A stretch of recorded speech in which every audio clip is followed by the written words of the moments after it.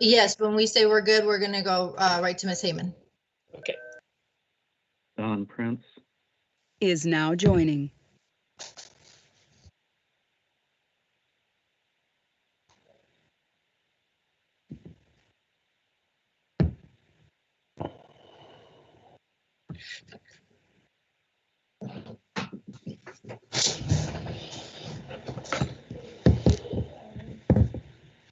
Okay, we have audio. We can begin, sir. Thank you. Welcome again, Ms. Heyman. Thank you, President Segura. I'm going to share my screen real quick. It's so nice to be here again.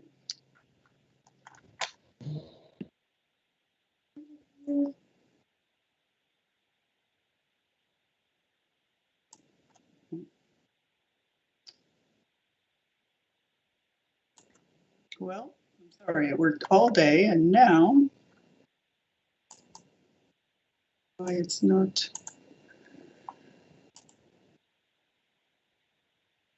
Okay. Please.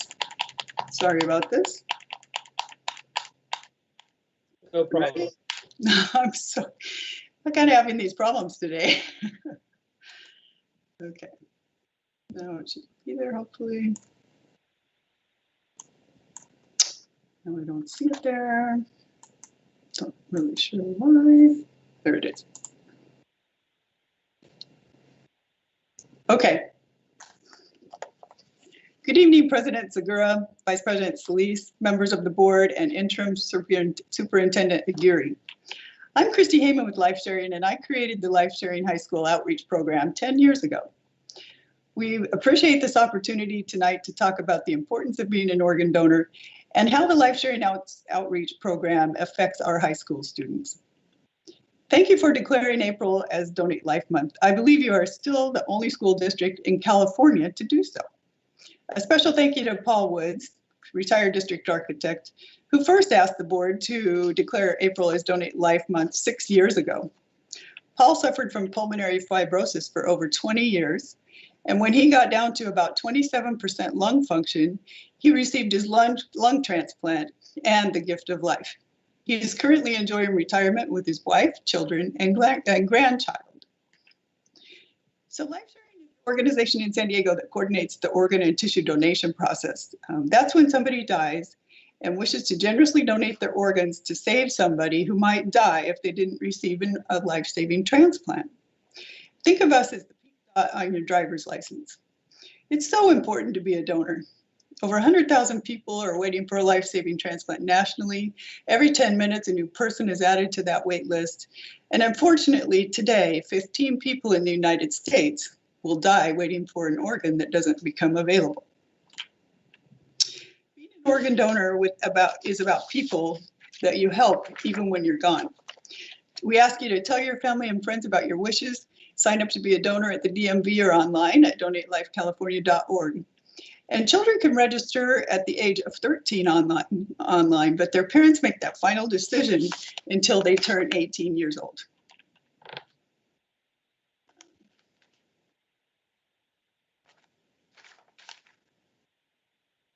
So as part of the educational outreach, Life Sharing volunteers talk to high school students in classes or full gymnasiums. And this year, if the teachers couldn't invite the speakers to talk to the students virtually, I gave them additional online tools to use, including a video of our classroom PowerPoint presentation and a video of a Sweetwater student talking about her journey with transplantation, in addition to the Donate Life California materials.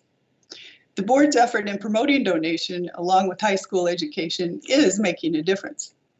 I want to recognize the Sweetwater High School. Now exiting. I want to recognize the Sweetwater High Schools for their outstanding efforts. We virtually visited classrooms, and then at Hilltop, they held the regular assembly virtually. We educated 600 students in 6 class periods that day. It was such a fun day engaging students, and they asked great questions. Here's an example of, Here's an example of what happened at Eastlake High School. We were in a virtual talk with Miss Bailey's biology class when a mom sent an email to Mrs. Bailey. And it said, Mrs. Bailey, I happen to be listening to this class because my daughter is in the living room. She just threw her arms up and said, "This class is so much fun. I've had the most fun I've had in class in a long time." Distance learning has been a struggle, to say the least, so to see some engagement and a happy moment was awesome. I thought you might appreciate that parent comment. I'd like to close with the short video that the Olympian High School student Kenya made for me to send to teachers when we switched to virtual learning. She's now a pre-nursing student at San Diego State, and you might remember her when she talked to the board in 2000. Enjoy, and thank you. I'm going to start the video. I have to change over my speaker real quick.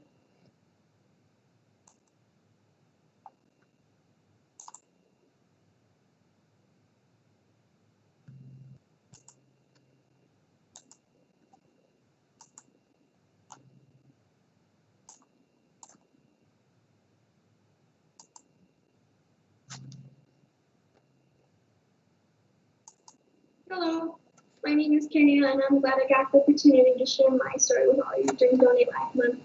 When I was young, I was diagnosed with polycystic dysplastic kidney disease, which means that none of my kidneys work properly.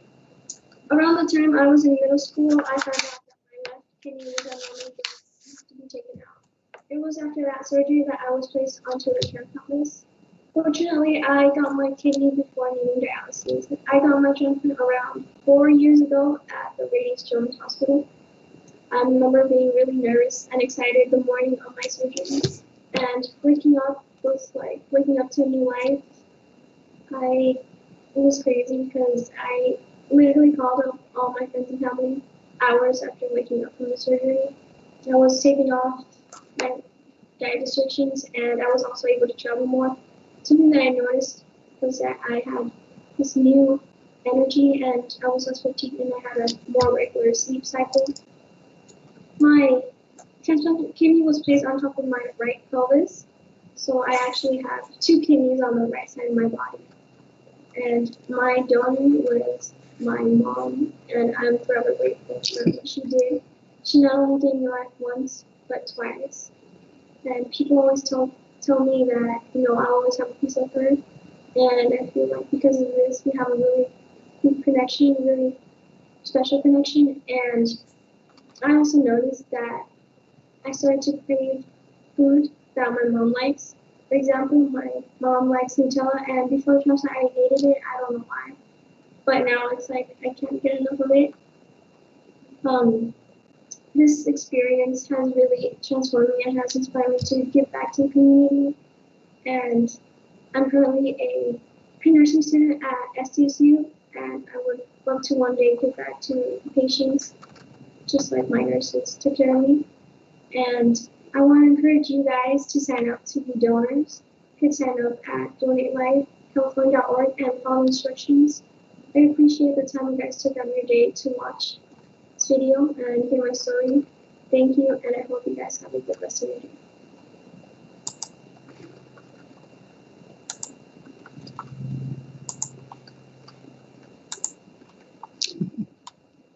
Thank you for, whoops, I don't think you can hear me. We can hear you.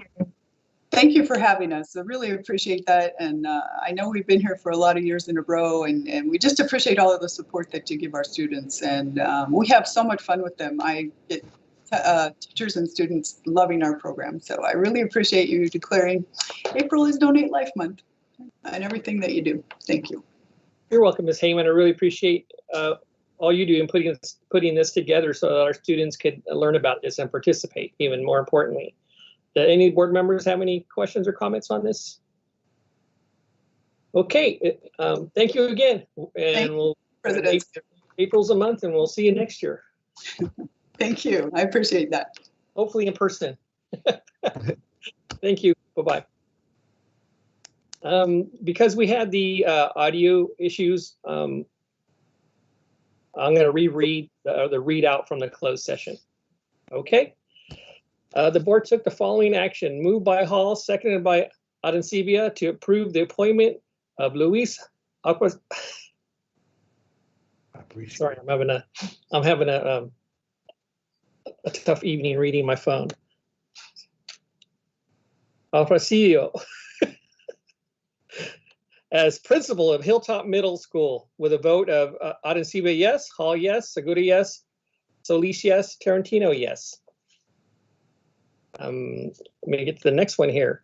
Moved by Arenciba, seconded by Hall, to approve the settlement agreement for Doe versus Sweetwater Union High School District ETL SD Superior Court Case number 37-201-000-62803-CU-OE-CTL with a vote of Arenciba yes, Hall yes, Segura yes, Solis yes, Tarantino yes. So I think that's all we had to read out, correct? Yes, this is just those two. And so now we're back at, we'll now have an update for interim superintendent, Dr. Okay, thank you, President Segura. And good evening and buenas tardes to everybody. Welcome to our March 22nd board meeting. Much has taken place since our last meeting. First, I'd like to share that our Sweetwater student athletes have taken the field, as the case may be. Our athletes have begun competing, whether it be cross country, football, golf, swim, or other sports. We have started to regain a sense of normalcy. Also, we are pleased that guidance from the California Department of Public Health has allowed us to welcome a limited number of family spectators to our athletic events. We look forward to safely reopening sports and hosting competitions throughout the rest of the school year. Additionally, we are announcing that last week, our teachers bargaining unit, the Sweetwater Education Association, ratified the memorandum of understanding with our district to continue the process of reopening our schools to in-person instruction. During the week of April 12th, our educators will voluntarily return to our schools. Students who have been invited back to campus include all seniors, 12th graders, as well as specified student groups according to Senate Bill 86, including students with an IEP, English learners, students that have issues with connectivity, students at risk of abuse, students who are eligible for free and reduced price meals, foster youth, homeless youth, and students below grade level. We have identified approximately 17,000 students that meet the criteria of Senate Bill 86. Out of those students, approximately 5,000 have opted for in-person instruction beginning April 12th. All staff is expected to report to school sites and district offices beginning on May 3rd. This will be the next phase of bringing our staff back, since all educators are not eligible for the COVID-19 vaccine. All of our classrooms and office spaces have ionizers as air filters, which have now been installed. And we continue to observe all safety protocols, such as wearing face masks and/or face shields, and observing physical distance. These steps are part of the ongoing process we are making towards a safe reopening of our schools. On another front, last week our country observed what was a horrendous act of violence. We grieved the recent tragedy in Atlanta, Georgia, where 8 people were killed in connected shooting incidents. 6 of the victims were of Asian descent. Members of our Asian, Filipino, Pacific Islander communities are hurting as anti-Asian bias and hate-motivated incidents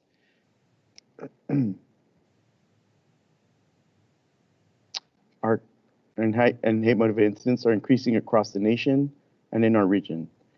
Sweetwater Union High School District stands in solidarity with our Asian, Filipino, and Pacific Islander communities in condemning any and all acts of hate, intolerance, and discrimination. Throughout our district, we seek to foster a climate and culture that is welcoming to all of our students, faculty, staff, community members, and alumni that ask you to join us in taking action in support of our communities. Specifically, in support of our Asian, Filipino, and Pacific Islander students and communities. We look forward to our continued engagement with the Filipino Advisory Committee, as well as the San Diego County Filipino Resource Center. Further, we will partner with San Diego State University Asian Pacific Islander Desi American APIDA Center to participate in the APIDA conference. to be held on April 3rd and April 10th of this year. This conference will examine COVID-19 impacts on APIDA communities, featuring leaders from Stop AAPI Hate, Asian Americans Advancing Justice, and other organizations. For students needing assistance or support in dealing with this crisis or discrimination, please contact their school's counselors or administrators.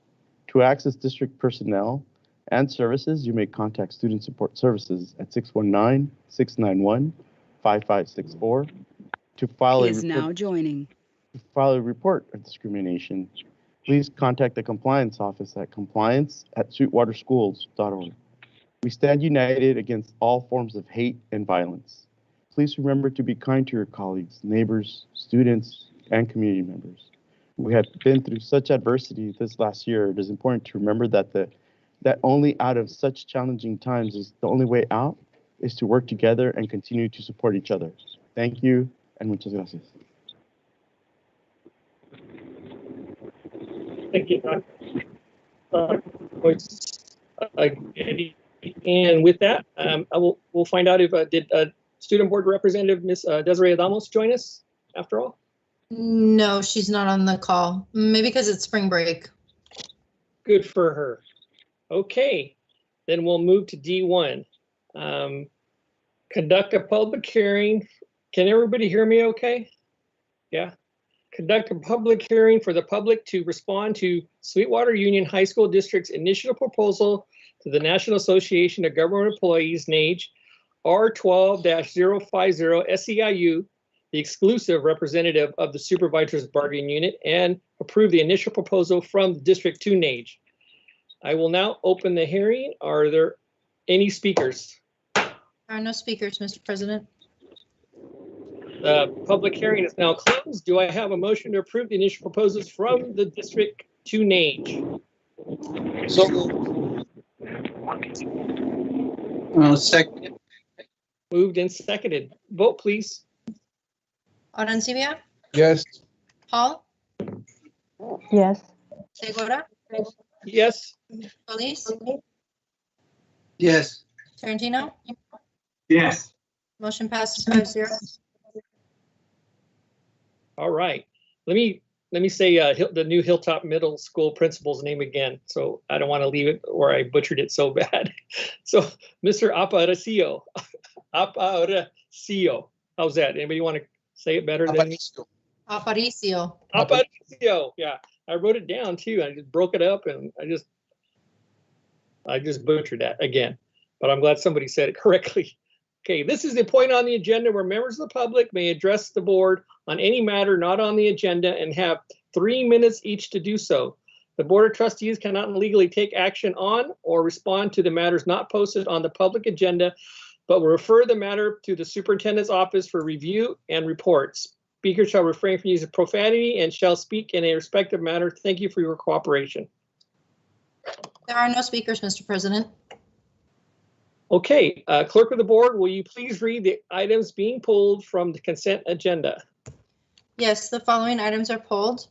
F3 by staff, F6 by Dr. Arancibia, F8 by Mrs. Hall and Dr. Arancibia, G1 by Mrs. Hall, G2 by Mrs. Hall, G3 by Mrs. Hall and Mr. Segura, G4 by Mrs. Hall, G5 by Mrs. Hall, H1 by Mrs. Hall, H4 by Mrs. Hall, J1 by staff, Mr. Tarantino and the public, L3 by Dr. Arancibia and Mr. Tarantino, N3 by Mrs. Hall, O1 by Mrs. Hall, O3 has been withdrawn by staff, P1 by Mrs. Hall and Mr. Tarantino, and Q2 has been withdrawn by staff.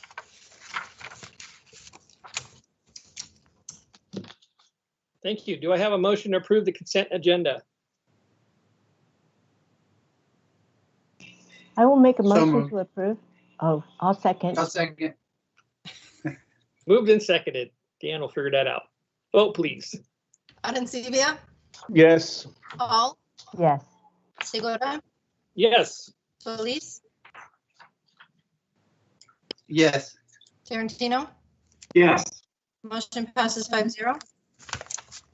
Okay, let's go to F3, report on board requests for information and policy direction to staff and board communications. Let's see. Anybody want to go first? I will go.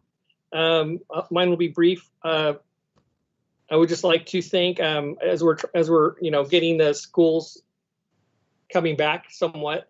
I'm happy to report I reached out to Bigger Electric Solar, who's been a sponsor of our solar sprint, and they've agreed to sponsor again this year. So when we're able to actually have the race, they've already ordered the cars. So that the plan's in the works for that. And I'd like to thank Mr. Vargas. I think he's at Hilltop. I'm sorry, at Montgomery Middle, and Dr. Anyone want to help me? He's the director of. Yes, ma'am. Thank you for their help in putting that together, and hopefully we can we'll have a good stay on again. And then the only thing else I have is I would just kind of like to ask if I know we had kind of an ethnic studies presentation, and I know the state board approved one. I know we could have a presentation on that and where we're at with ours. And I know we had talked about that previously. We're going to need to buy books. So just kind of want to see where we're at around that. And I'd also, not in the same meeting, but would also like to see a CTE presentation as well. And that's all I have. Thank you. And who would like to go next?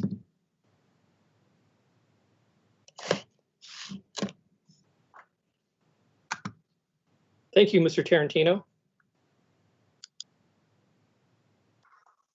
Thank you, President Segura. I'd like to, first of all, congratulate the middle school students who participated in the 51st annual San Diego Union Tribune countywide spelling bee. And from our district, those students are Alexa Chopra, C-H-O-R-A, Castle Park Middle, Larry Mast, Montgomery Middle, Victoria Gonzalez, Granger, and Nanette Morales, Options Secondary. Congratulations for making it to the final spelling bee, and I believe there was a winner, but not from our district. Also, I was able to participate in the Caravan, which went to the homes of the valedictorians and salutatorians of Eastlake High School. The valedictorians for the 2021 graduating class are Grayson Naugol and Oscar Pena, both with a 4.65 GPA. And the salutatorians are Zach Shields and Arthur Hernandez. And none of these individuals have made up their mind in terms of what college they are going to go to, because they are awaiting announcements from the UC system, which should come out either this week or next week. And last of all, I'd like to wish everyone a very happy spring break, a well-deserved spring break. And we'll see you back on April 5th. That's all I have, President Segura. Thank you, Trustee Tarantino. And if I could add one thing, that now that you mentioned the UC letters going out. So my daughter, I'm very proud of her, and she, the senior at Castle, she was accepted into UC Santa Barbara and UC Davis. Yeah, so it's doing really good. Yes. She has a 4.1 or 2 GPA as well, as you know, a good athlete. So we'll see where she ends up. And with that, who do we have? Anybody want to go next? Anybody have anything? I'll go. Oh, well, how about Dr. Arancibia go? Oh, yes. Then Yes. you go next, Ms. Hall. Thank you. I just wanted to wish everyone a safe and happy spring break. Please, folks, maintain those masks on. You know, my wife and I were able to manage to get our shots, second shot. So we're looking to the beginning of normalcy. And I just want to continue on being, readily aware about what the risks are and not taking too many chances. I know students, please, I know that everybody's biting at the bit to go back to normal right away, but we still have a little bit more to go. And the last thing we need to do is create another surge by not following the protocols with regards to safety. I'd also like to be able to congratulate the valedictorian from Bonita Vista High School, Ursula Nooner, and the salutatorian, Samantha Wu, on their awards as being the two best students at Bonita Vista High School. And I just want to tell you both, I'm really, really so proud of your work and what you mean to the district. Lastly, the only thing I wanted to say was, also echo Superintendent Aguirre's point that we need to stop Asian hate and we need to stand in solidarity. I'm standing in solidarity with all my AAPI and Filipino brothers and sisters to ensure that this stops. The attacks on the elderly, the attacks on that happened last week must stop. We are a community united that will face the future together and be able to, I think, be more than victorious, but more than, more in solidarity and more in love, and showing the community we can come together. Please, folks, stand up, be present. If you see something happening, take the active steps to de-escalate the situation and to make sure that folks are stood up for and that we're standing in solidarity with our brothers and sisters. That's it. Thank you, Dr. Arancibia. So true. Trustee Hall, go ahead. Thank you. Thank you, President Segura, and thank you, Superintendent Aguirre and Dr. Arancibia. I really appreciate all of you and the words you said in support of our API communities. And, we're all people. We need to be mindful of each other as human beings and each value each other. It will just make our world a better place. I think fear and the, why be fearful when we can all share together, just terrible to see what's happening. And I saw a news blast just this evening that there was another shooting and people have been shot in Colorado. We really have to do something about it. And so the first couple of things I've already asked Dr. Aguirre about this. I know that he would probably already is in the works, but I really feel that we could use a presentation from this group. It's Be Safe for Kids. It's really about gun safety and about locking up your guns safely, storing them. I think it's very critical that whatever we can do, whatever kind of resolutions, whatever kind of training we can present to the board that our Is now exiting. greater community might be able to see on our, recorded meetings will only help. So I would ask that presentation be brought to our board meeting one day for that to occur, and that I'm going to work with Dr. Aguirre on bringing strong resolution to the board about gun safety. I know we did one last year, but I think we can do even more around that and bring attention to it, standing in solidarity together.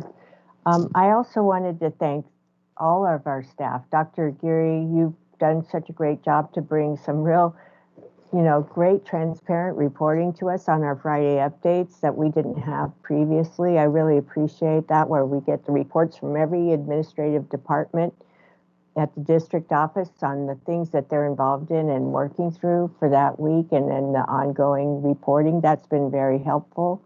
Very, helps us understand the workings of our district better and what each department is shouldering during, especially now, because everybody's working even extra harder. I want to thank our labor relations and our general counsel, Jennifer Carbucha, for the great work you've done in collaboration with our bargaining representatives, that they've really come together to do the good work and provide these memorandums of understanding to bring our students back safely.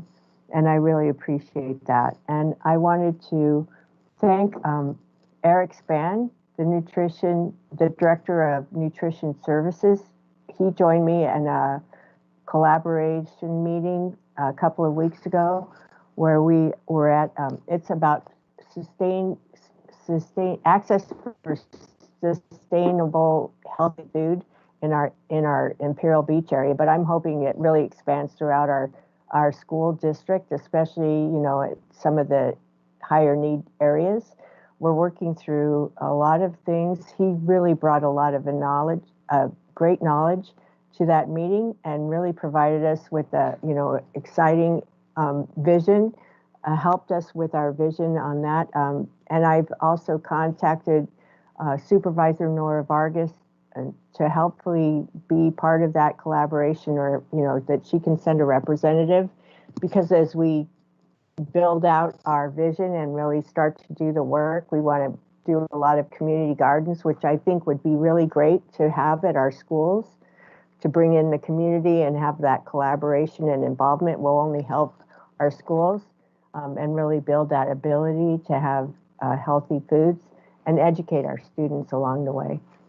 So that was, I really look forward to future meetings, and I know that there'll be a really great partnership with us. I also attended County Supervisor Nora Vargas's community workshop last week, where we were providing input on how the county might prioritize the use of the COVID stimulus funds. So two of the points that really rose to the top were food, feeding our families, and access to housing for the homeless, and for assuring that there's some kind of help with rent for people. So that was the top ones that I think that came out of the surveys they provided us during that meeting. I also attended the CSBA's Legislative Action Week last week and met with 5 different of our legislators in Sacramento. And most of what we were advocating for are the things that we've talked about all along, to do with the budget and prioritizing, giving not a lot of little competitive grants out of the money they're setting aside, but really make it an ADA across the board allocation that will benefit everybody, and give us local control over the decisions so that we might best serve our communities in that process. But one of the other parts of what they were advocating for was certain bills that have to do with broadband access and digital, and the digital divide.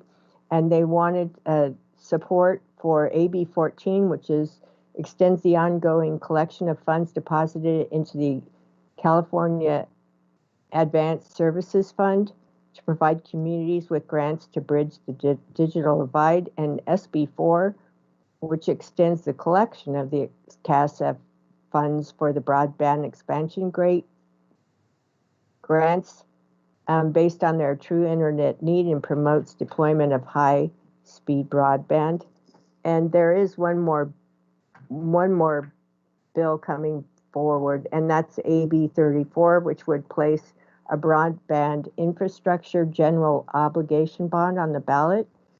So I think those are 3 for our legislating. I just wanted to bring those up while the board was meeting together, so that you would know that those are important things that we could all advocate for individually, or if Mr. Segura and Mr. Solis are in their meetings with, when they're with CSBA, and if they go in other meetings with legislators, they can do as well. So with that, there's a lot, but I don't want to take up too much time. I just want to thank everyone. I want to thank Ron Malone and Janaea Quirk for having the gardening unit go out and abate the weeds at Mar Vista High. I know that was one. I know they're working all over, probably, because with the rains comes weeds, right? So every school site, I'm sure, is getting attention from that crew, and I want to appreciate that, because I know that our parents, the PTSA at Mar Vista High had been out there on the public side of the campus and doing some work out there as volunteers, And I really appreciate that our staff has taken note, or they're already doing the work as well. So I really appreciate the PTSA at Mar Vista High, and I want to thank them. And I also want to thank our staff and what they do every day for everything behind the scenes and in front of students. I know it's been a really year of tremendous challenge, but you have risen to it, and I appreciate it, and thank you very much. And I hope everyone has a wonderful spring break and really is able to do some, really take a break and have some good time for self-care. And thank you very much. Thank you, Trustee Hall, for all the work you do on behalf of the students in the community. Mr. Solis, did you have anything, sir? Yes, thank you, President Segura. I just wanted to quickly thank our Superintendent, Dr. Aguirre, and the staff for working super hard on this crazy time where things are just changing, and they're continuously updating things, and things change from one minute to the next. So great work. Thank you for that. I also want to thank our labor partners for coming to the table and working with us, and being collaborative and making sure that our schools are safe for the kids and our families.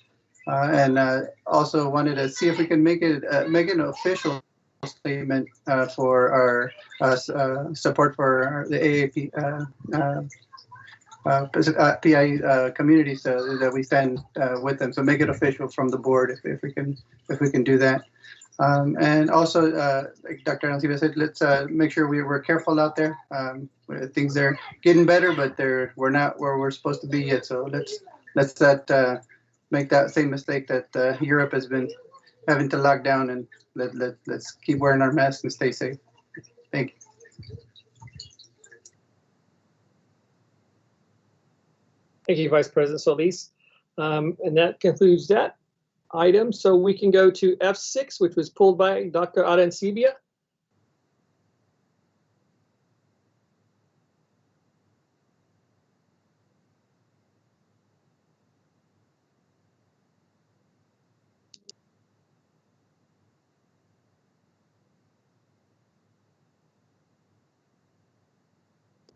What I wanted to do was I just wanted to reiterate what everybody was saying, comments. I'm so happy and I'm proud of the work that our bargaining team has come up with, and from both labor and the district.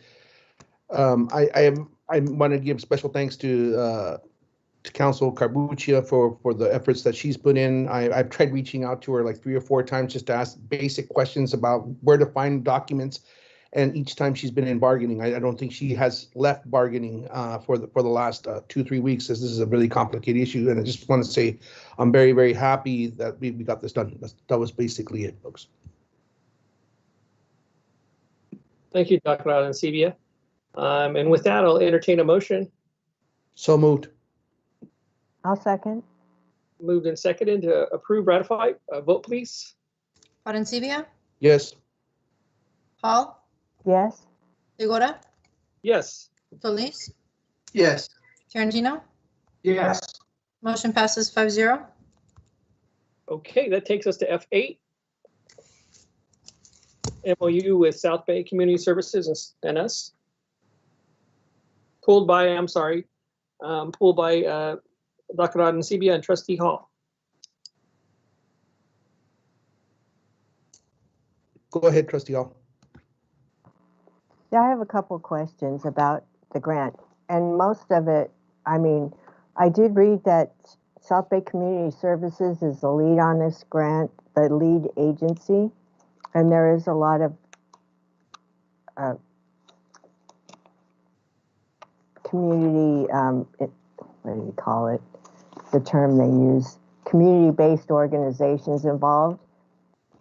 And I'm wondering, this is just an approval of us entering in with them to apply for the grant.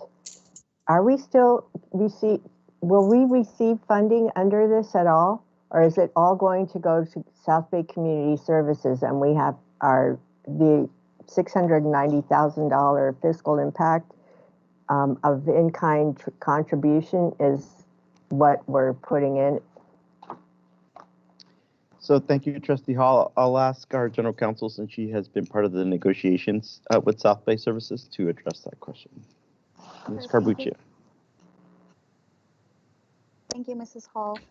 So this is solely the partnership application between us, South Bay Community Services, and a number of other agencies to provide supports to students up and down the spectrum through in the National City community.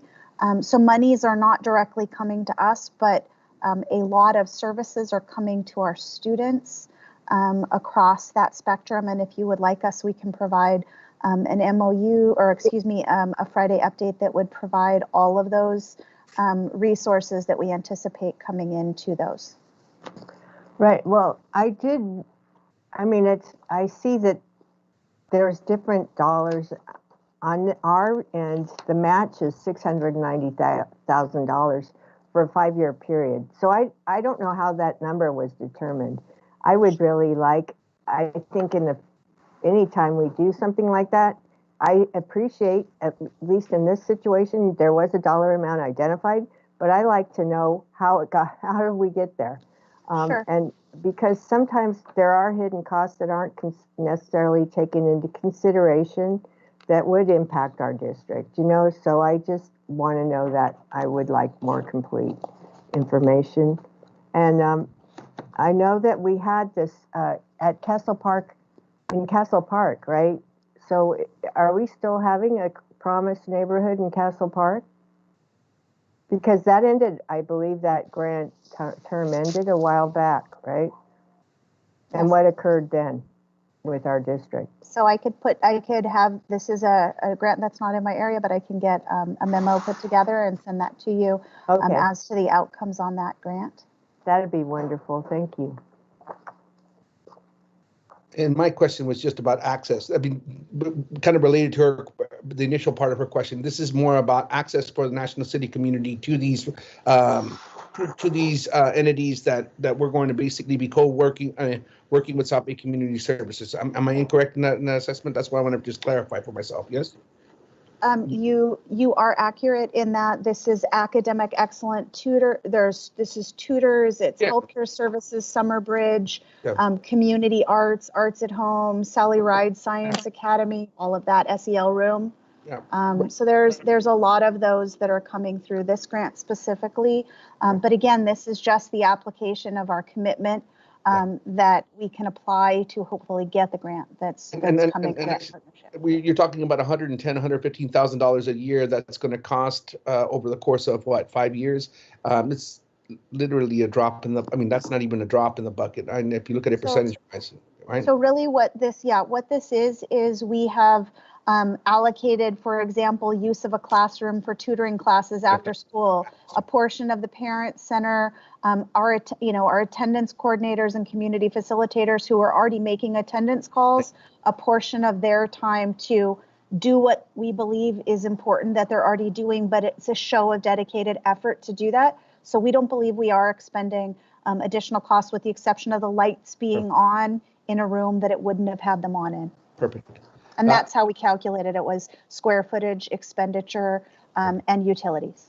Move to approve item F8. Second. Then seconded, vote please. Arancibia, Yes. Hall, Yes. Segura, Yes. Solis, Yes. Tarantino. Yes. Motion passes 5-0. Thank you. We'll move to G1, pulled by Trustee Hall.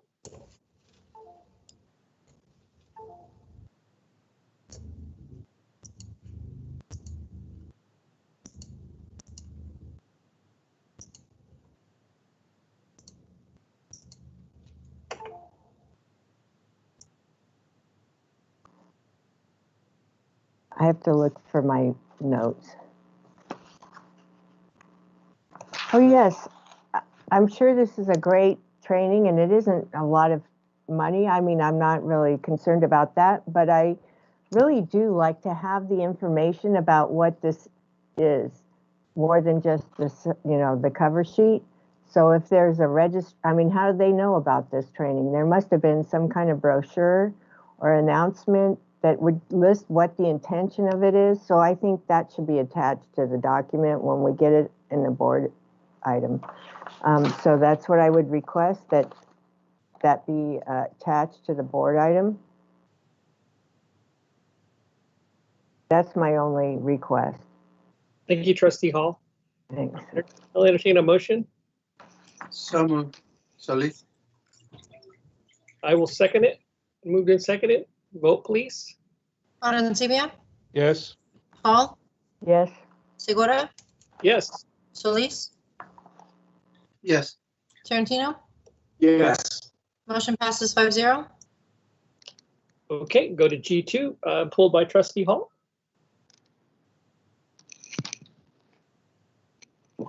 Yes, my question had to do with who's going to determine the value of the books. Is that the vendor that's doing that only? Or is it our staff that determines it before they turn the books over to the vendor? So thank you, Trustee Hall, for that question. I'll ask Dr. Alvarez to provide response, since Dr. Alvarez was the individual negotiating this agreement. Dr. Alvarez. Good evening, Dr. Aguirre. Good evening, Ms. Hall, board members. So this item is one that we've had in the past, but not with this vendor. And in the past, what we've done is we've discarded our items. These are discards. These are items that are obsolete, damaged, no longer in use for us, but there may be some residual value that comes of these items based on resale. And so the vendor actually determines that value.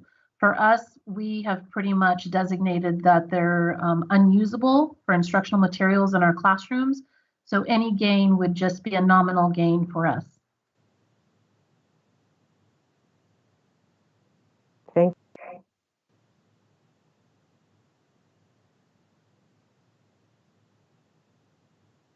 Thank you. I'll move to approve the item. That's all I had. Second. I think that was Mr. Dr. Arencibia. Seconded. All right, let's vote, please. Arencibia, Yes. Hall, Yes.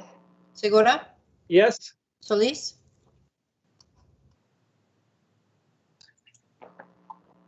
Mr. Solis, I'm sorry, I didn't hear you. Yes. Thank you. Tarantino. Yes. Motion passes 5-0. Okay, let's move to G3, pulled by Trustee Hall and myself. You can go first. Okay. Can you pull it up? I think, well, my question was around the second paragraph in the analysis. It said update, the second part of it, update DEA substance abuse prevention goals, and to identify current threats in a manner that is consistent with Sweetwater District educational goals. I kind of want to know how that's going to take place, or how that's going to happen. Thank you, President. Yeah, thank you, President Segura. And have we done this before? That was my other part, sir. Thank you. Thank you. Since Dr. Alvarez worked on this agreement, I'll ask her to provide the update, the response to these questions. Dr. Alvarez. Thank you, Dr. Aguirre, again, and President Segura, thank you for the question. So we have worked with the DEA and other types of educational opportunities. In this instance, when it talks about threats, it's really talking about drug influences that occur in the community and across the state. And so this program was brought to us through the San Diego County Office of Education. We have a curriculum TOSA that works in conjunction with the San Diego County Office of Ed in creating and reviewing curriculum for health curriculum. With the onset of, for example, vaping across the county and across the state over the last 6 or 7 years, there has been adapted curriculum based on that. And so what the DEA does in conjunction with the school district is that they take county and state data, collect that, analyze it, and look at what the trends that are occurring. So for example, one of the biggest issues currently is vaping, but in terms of deadly issues is fentanyl and fentanyl use, and the number of deaths that have occurred over the last year with fentanyl use.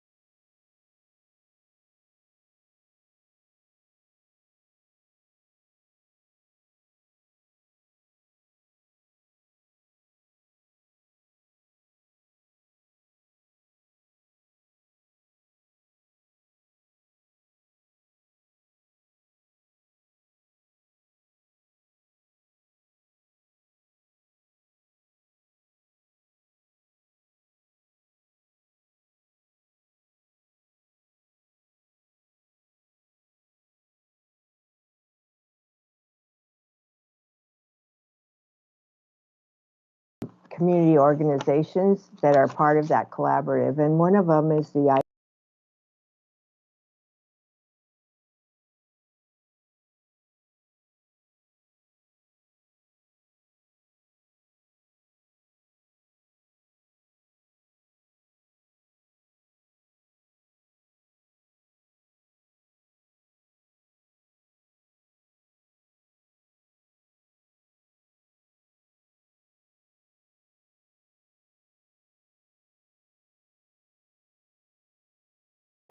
very informative, and being that she's a young woman, it probably would speak a lot to our students if they were in presentations by somebody that's close to their own age.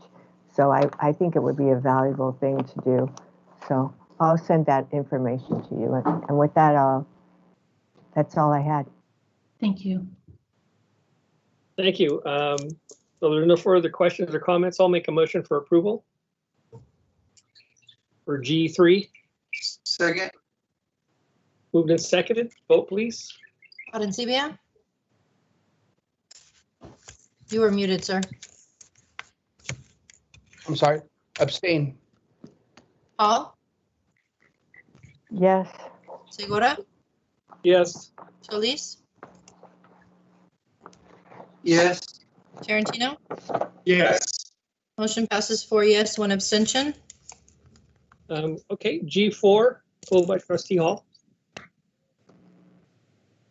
Yes, on this one is a fundraiser to be donated. And I know that one of the first things that came up in our training at the Audit and Finance Subcommittee was around student raising money for something like that without it going through the proper channels. So I wanted to make sure that who has seen the actual approval of this to fundraiser with the ASB? Is it on file? Has somebody actually received it and documented that they have gone through the proper steps for this? Because I think, it can be a problem otherwise.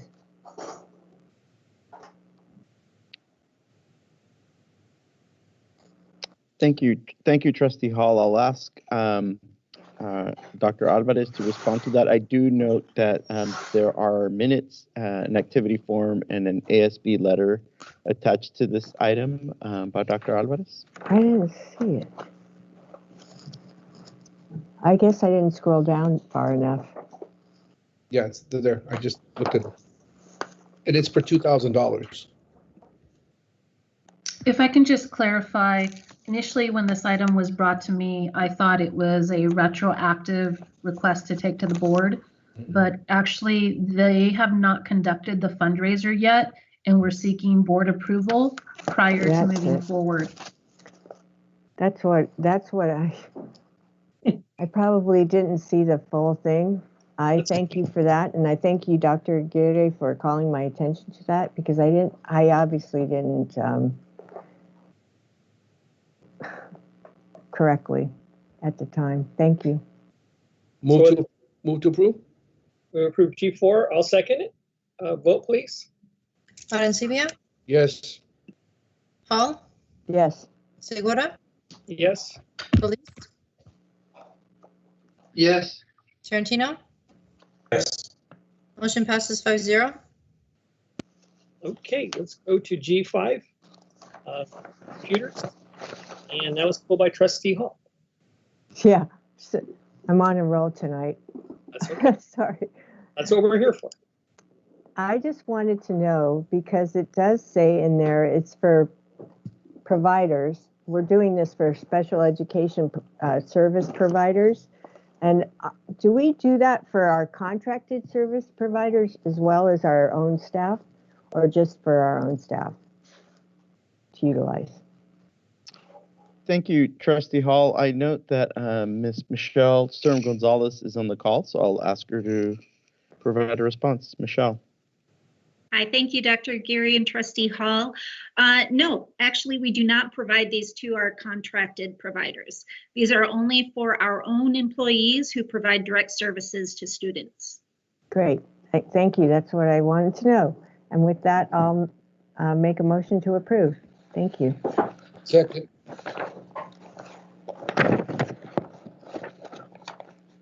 Can't hear you, Nick. You're muted, sir. Oh, thank you. Moved in second and no other discussion. We'll vote, please. Arencibia, Yes. Hall, Yes. Segura, Yes. Solis, Yes. Tarantino. Yes. Motion passes 5-0. Okay, let's go to H1, pulled by Trustee Hall. Yes, and I believe what I wanted to know is if we could get a schedule for all the pool uses, like all the different teams from our schools, and what their schedules are for all the pools. So it's any of these pool items, I'd like to have that information, please. Thank you, Trustee Hall. We can certainly work on that. I'll ask Dr. Moore to provide that in a Friday update. Thanks. Okay, I'll entertain a motion for approval of H1. So moved. Second. Moved and seconded. No further discussion. Let's vote. Arencibia, Yes. Hall, Yes. Segura, Yes. Solis, Yes. Tarantino. Yes. Motion passes 5-0. Takes us to H4, pulled by Trustee Hall. Hold on. Sure.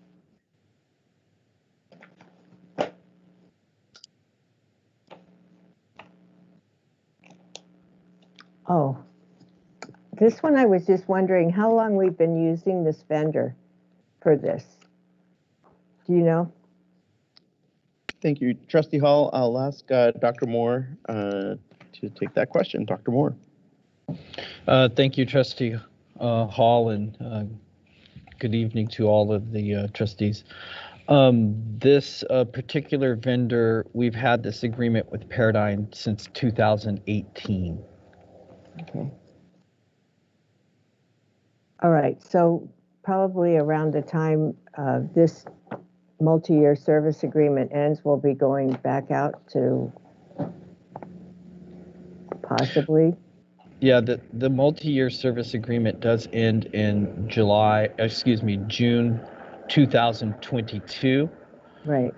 This item is before you just to ensure that the board is understanding and ratifying that there is one more year on this contract until 2022.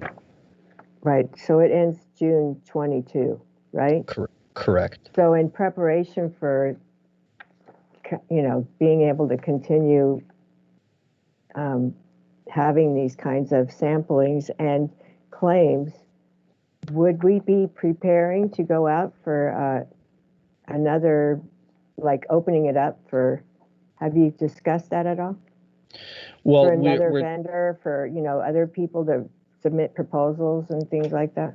sure. And since we have one more year, we can definitely have some lead time to explore that. To capture the Medi-Cal billing is certainly a tremendous task, and we want to make sure that we're doing it properly and to have all of the software provisions that we need.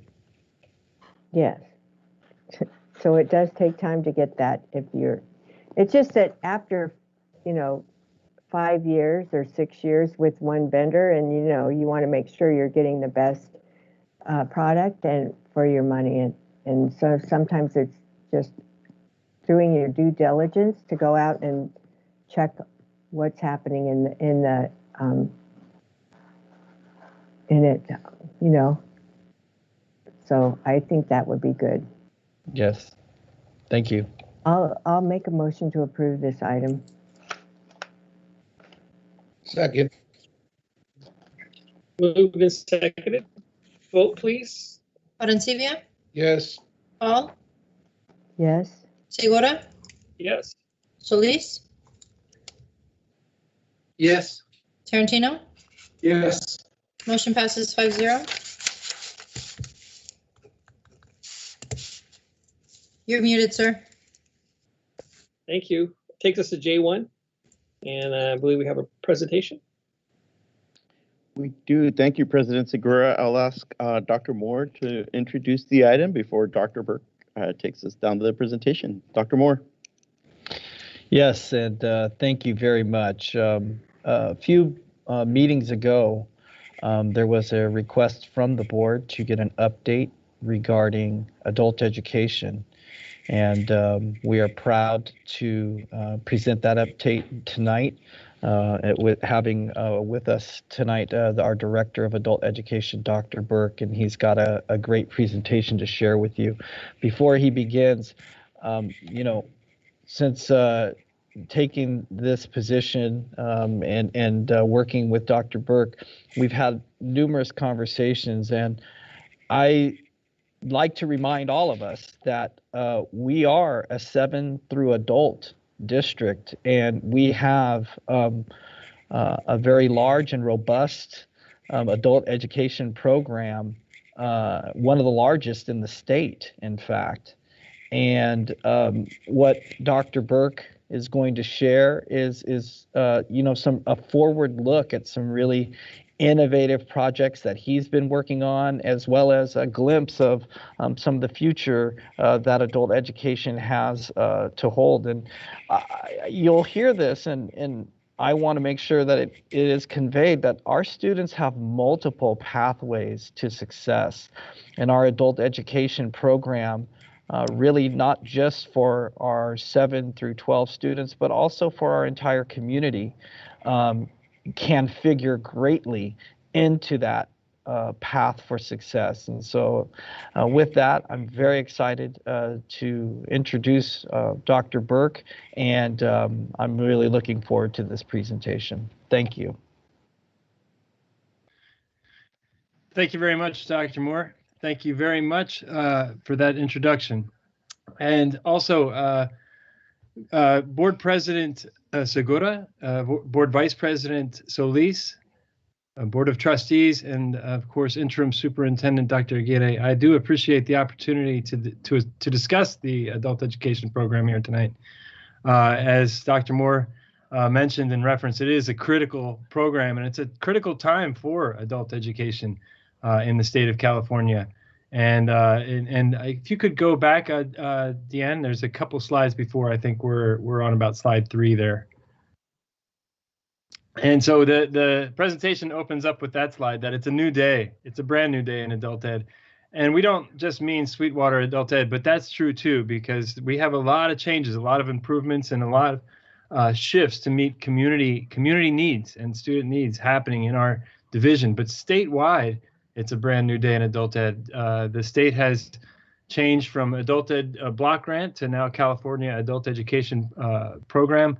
And there's been a big focus now on results, completers, people getting jobs, getting diplomas. It's not a sleepy endeavor the way maybe it was at one time. Adult ed is intense business, and we're trying to change lives and improve lives and help people. So when we say it's a brand new day in adult ed, it's also for our students.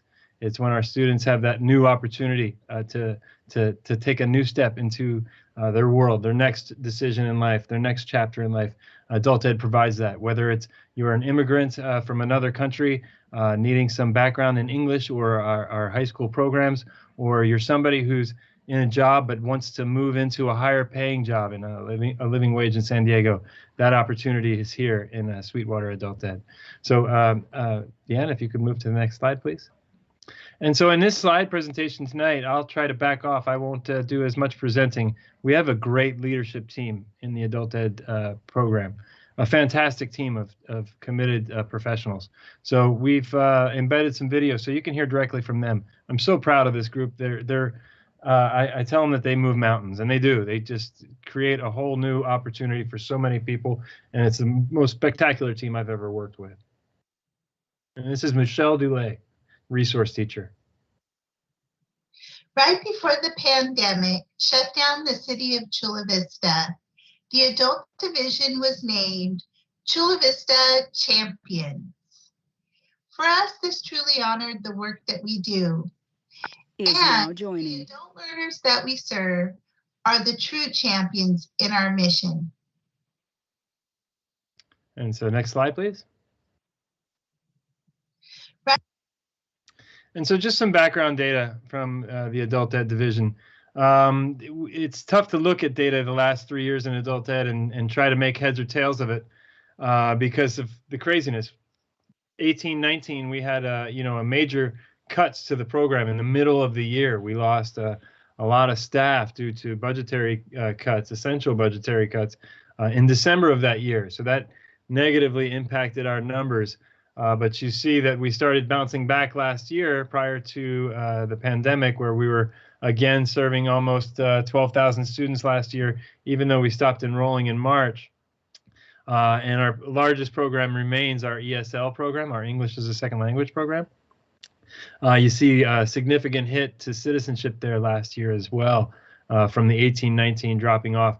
And we think a lot of that had to do with the office closing early during before even the shutdown last year, as well as people not having that opportunity to get their citizenship at the end of the program and moving into the summer. So, but you could see that we are a large program and continue to be a large important driver for the economy here in the South Bay.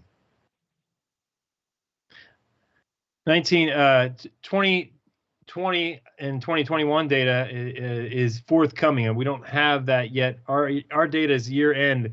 There's a lot of cleanup that happens before we submit to the federal and state governments in July, that we have to really analyze how many hours students spent and different things like that to see who counted as a student, who didn't. So our data is lag when it comes to that. But we have seen a drop off in response to the COVID-19 pandemic. There has been a reduction in our population, as there has been in other adult ed providers, even in our community like Southwestern College. But it's pretty pervasive across adult ed in the state. We know that a lot of parents are working and supporting their children at home and so forth, and that's really impacted numbers of adult learners statewide in the community college system and in the adult ed K-12 system. But we've stayed active, and we've been aggressive in trying to support our students, like getting laptops out into the community, book distributions, opening up our testing lab. We're hoping soon to open up the testing lab for students to again start taking the high school equivalency exams, the GED and the HiSET, two very important exams in our community. So that is one that we're working on getting open in small group cohorts in a safe way soon. But we have had some cohort opportunities for our medical students to try to get into the medical field. Even during the pandemic, we're doing that work in person.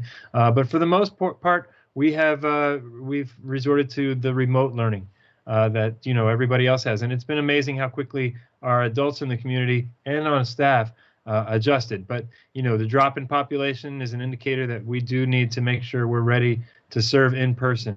One other thing about the pandemic as it pertains to adult, because of the impact to our learners, it is a much more dangerous disease for adults than it is for children. So we're being a little bit more conservative on the reopen, waiting a little bit longer, deeper into this year, or perhaps even to the summer. We're still working with our partners, our SEA partners, on a reopening plan for adult, but it is a little bit more conservative than the K-12 and 7-12 system due again to that danger to adult learners that's not present with the children. Okay, next slide. And this is Assistant Principal Virginia Mendoza. She has been an outstanding addition to our staff and a true leader for Sweetwater Adult. English as a second language is our largest program area. Upon enrollment, students choose to learn English in one of the following pathways: academic, community, or workforce. Citizenship classes are offered to prepare students to pass the U.S. citizenship test. Adult basic education includes the reading, writing, and math disciplines starting from elementary to middle school skill levels. High school equivalency classes prepare students to pass the GED or HiSET exams. 700 students earned an equivalency certificate in 2018-19. Students in the high school diploma program complete the courses they need independently and with teacher support. Students from the district schools who are 18 or older may co-enroll in our classes to recover credits and graduate with their high school class. 77 students earned their high school diploma in 2018-19. We offer career technical education and certification courses in the following industry sectors: building, trades, construction, health science and medical technology, hospitality, tourism and recreation, and information and communication technologies. Okay, and next slide. One of the exciting ones that people are really looking forward to and get really excited about is our drones program too. You get FAA flight certification licensure through our drones program, and that's pretty exciting. Pretty cutting edge. And this is Principal Dr. Jay Marquand. He's been also a fabulous participant and member of our team. And so he's a difference maker, no question about it, a difference maker. And I'll let him speak for himself about increased student personalization. We have begun several major initiatives recently that have been carefully planned for many years. To support student learning and teacher instruction, every Wednesday for 2 hours, professional development was built into the master schedule with specific focus centered on student needs. The Wednesday collaborations have opened the door for our faculty and staff to focus on meeting student needs of where they are and where they want to go. We like to call this action philosophy student learning intentions and success criteria. And lastly, we're ensuring our students have access to their education by providing environments that are equitable and meet educational industry standards. We are upgrading our student classrooms with new computers, textbooks, and curriculum, as well as student furniture, such as desks, chairs, and interactive teaching and learning stations. Yeah, so that's a big part of adult education is making sure we're really relevant to industry. So making sure we're on top of most current working materials, most current equipment, and so forth, so that when people move from our CTE program, they're going to go right into a workforce and use the same equipment so that they're ready for the workforce. We're ready to be successful in the workforce. But again, increased student personalization, we're really trying to dial in on what the different students need. And you'll see examples of that coming up. But we're really trying to personalize the learning so that it meets the needs of individuals. Next slide, Dan. We have begun. So part of that meeting the needs of individuals, it involves setting personalized goals and really monitoring your own progress. And this is our lead counselor, Andrea Aragoza. Starting fall 2021, as part of our program, all students will learn to develop their own SMART goals. Specific days will be dedicated throughout the year for students to check their progress and celebrate all levels of achievement. Students will receive the support they need from their teachers, counselors, and our agency partners to accelerate their progress. And the next slide, please.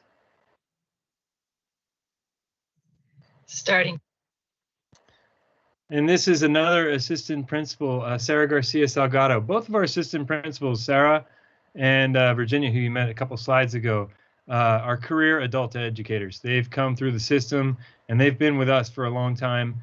And they are well respected in our division, highly respected by the students, the staff. Everybody loves Virginia and Sarah. They have been outstanding employees.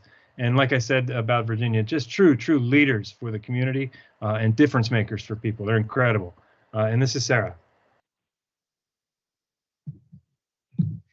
Working in adult education for over 20 years, we are in the best position we have been.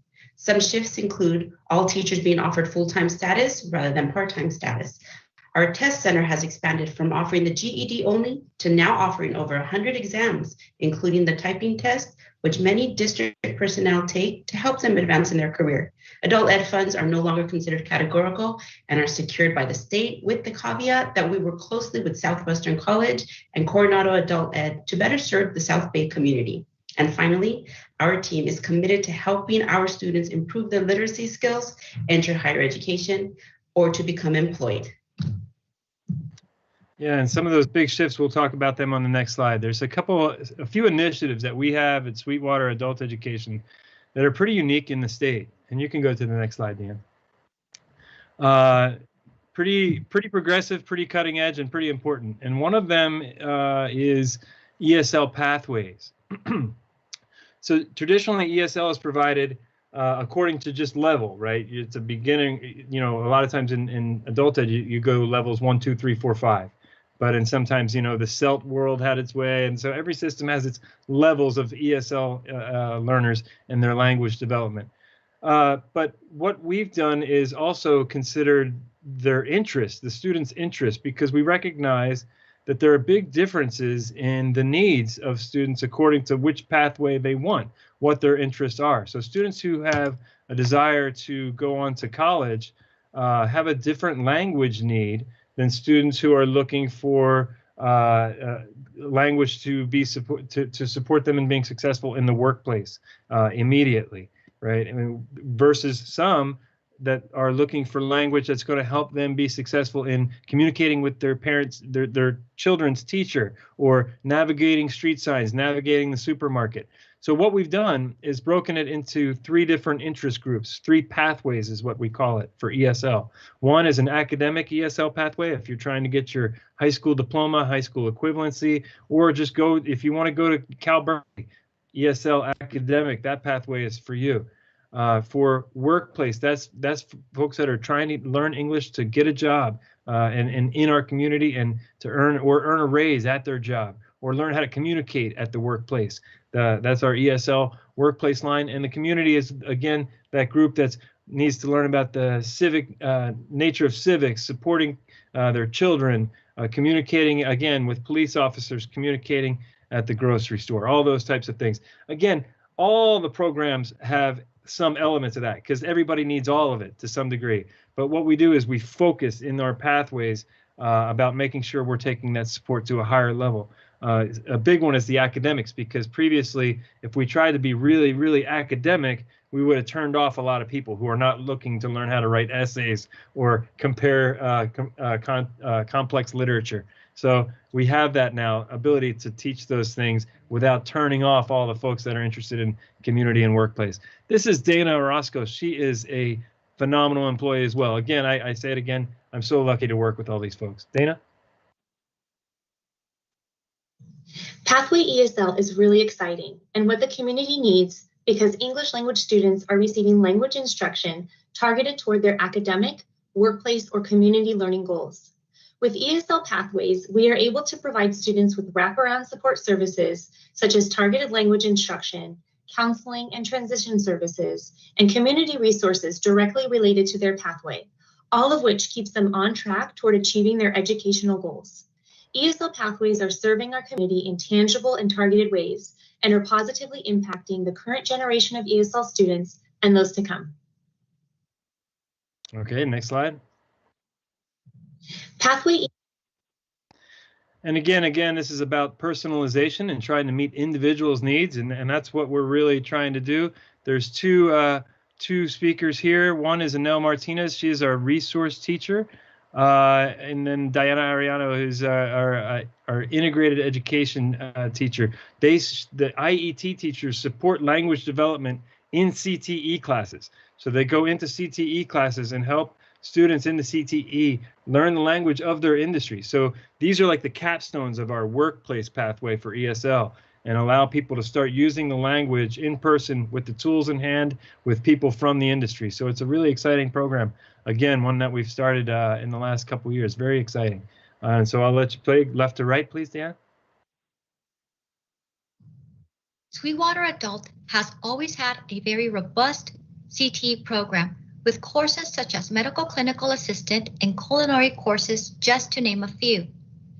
We have expanded opportunities with our drones and unmanned safety courses, which offer FFA certification. We are also very excited about our integrated education and training program, which increases equity and access jobs to living wage jobs in our region. Diana Arellano will tell you more about it. Our IET program is new, and it is a big difference maker with a lot of potential for our community. Students will be able to complete career technical education courses while improving their language and literacy skills. IET instructors either co-teach, alternate teach, or meet with students in small groups or one-on-one. Students attain state or nationally recognized certifications and become employed or continue with higher education. And next slide, please. Our IET program. And this is Kenya Bratton, who is new to the division this year. We applied for a workability contract a few years ago, and it was awarded, and we've been trying to get it started up, and there's been fits and starts and things going on with that, but it started this year, and it's now turning into a runaway train. And I'll tell you that services for adults with disabilities are not common in this state or in this nation. It's very uncommon that you have a program. And so we are trying to build a model program, one that really serves the needs of this community. We know that more than 10% of our community members have a disability of some form, and we're here to help. And we're here to support our community members in getting the jobs and living wages that they're made and able to earn. So this is Kenya Bratton. Disability and Access Resource Center, known as DARC. We opened our doors to the community in July 2020 to provide services, supports, and courses to adult learners with disabilities, even to those who may not know. Our core values are rooted in equity, access, academic attainment, and career technical education. Our partnership with Department of Rehabilitation, known as Workability 2, is committed to employment preparation and competitive employment for adult learners with disabilities. There are no wrong doors. Disability, your path, your choice. Yeah, and I'll say that again. It is truly unique to have this opportunity in our community, and it's new, and Kenya's doing a great job of getting it off the ground. I only know of a couple other providers in the entire state, two others that I'm aware of. So it's pretty unique and pretty exciting, very exciting for our community to have. Next slide, please. Future desire. So we've had all these changes and we've made efforts to become more progressive and more personalized in our approach. But we're not done. There's more to be done. And so we're hoping next year includes a look at our CTE program, and really, again, as I was talking about earlier, trying to make sure that we're giving our students the top equipment that they're going to be experiencing when they get out in the field, and also making sure that we align to the growth fields. The San Diego Job Development Board identifies our growth fields 3 and 10 years out. It's our job to line them up, and one of the ones that we're looking at is advanced manufacturing and trying to create an advanced manufacturing center, either with a private partnership where we're working with industry, or even a public partnership where we're working with one of our cities in the South Bay to do that work and to provide those facilities and help train up our local population to get to work locally and earn our San Diego living wage and be able to stay here and have a great life here in San Diego County. So instructional elements, one of the things that we're going to be focusing on is increasing our depth of knowledge and really driving home that every single person that is an employee for the Sweetwater Union High School District is a language teacher. Every employee that we have in our district is a language teacher, and we need to look at it that way and support all our community members who need us to look at it that way. So that's going to be a big push for both our classified staff and our certificated teachers, regardless of what subject they're teaching. So that's where we are. Next slide, please. And last video we have here is our student testimonial for the evening. Hi, my name is Angela Ramirez. I'm a 41-year-old mother of 3, and I decided to go back to Montgomery Adult School to get my GED. The reason was because my eldest, my daughter, was questioning what high school did I go to, what college did I go to, and I had to set an example and follow through with my educational goals. Right after that, I registered into college, and I had to put it on hold because I got a job right away. But now I'm back in college. I will be getting my associates next year. I'm very excited for that. I will be the first in my family to graduate from college, and I'm paving that path for my children to follow in my footsteps and know that education is the key to success. Thank you. Yeah, it's stories like that you know, just like teachers in the 712 part of our 7 adult district experience, those breakthrough moments, those life-changing moments, we get them to in adult ed, and it just feels even maybe more intense than it did. I come from the K-12 background, and it might even be more intense when you get a success in adult ed like that, and you know somebody's life has changed. And now not only has their life changed, but their kids' life has changed, their grandkids' life has changed. I mean, it's just so powerful what our teachers and staff members are able to do for people. And it's just very, very, very special. So we're all so very thankful. Next slide, please. Hi. And this is other key leaders. We had some other leaders I just wanted to point out here. Crystal, Roy, Erica, Victoria, Rosanna, Fabiola. All great leaders. They didn't get on we didn't have time. You know, it's a timed presentation, so my apologies for being long, but these are all powerhouse educators, you know, classified or certificated. We're all educators, and these are powerhouses in our division right here. So just proud to work with them. And next slide, please. Last but not least, our social media connections. If you want to get in touch with us, follow us. Audrey and Margaret do great jobs with the social media, also fantastic leaders in the division. And that's my contact at the top if anybody would like to contact. I want to encourage, you know, I know it's a board presentation, but I do want to encourage the community to, it's never too late to want to shift gears or go land that diploma or get your equivalency or learn some more English.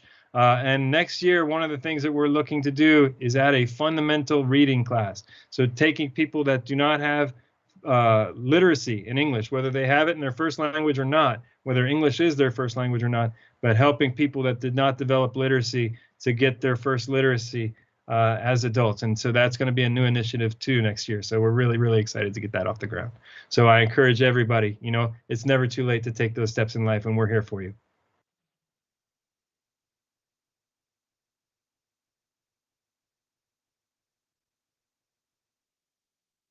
And that's my presentation. Wow, that was really good, Mr. Burke. I was very impressed. You hit on a lot of important opportunities that you present for the students and the community. I'll just say a few things that I picked up on. You know, you kept saying you and your presenters, you know, kept mentioning living wage jobs. You know, and that's so important, is to not just get a job and, you know, make minimum wage, but have an opportunity to have a living wage job. So hopefully they just need one job. And that's huge, with some sort of benefits.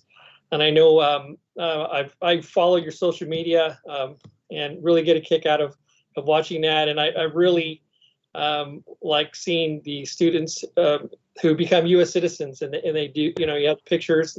That's right. You know, it's right there with the heart, and it's a beautiful thing. And I kind of sometimes I copy and paste the stuff that you put out there and put it on mine, especially your drone. Yeah. program and the FFA certification. That's incredible. And I'll just say your personalization approach, that is really key. That's so, I really like that. You know, that's very interesting. It seems like that would work. And just a number of things that you do, and of course the powerful student testimonials. Those are just right to the heart. That's really good. That lady, that was super powerful.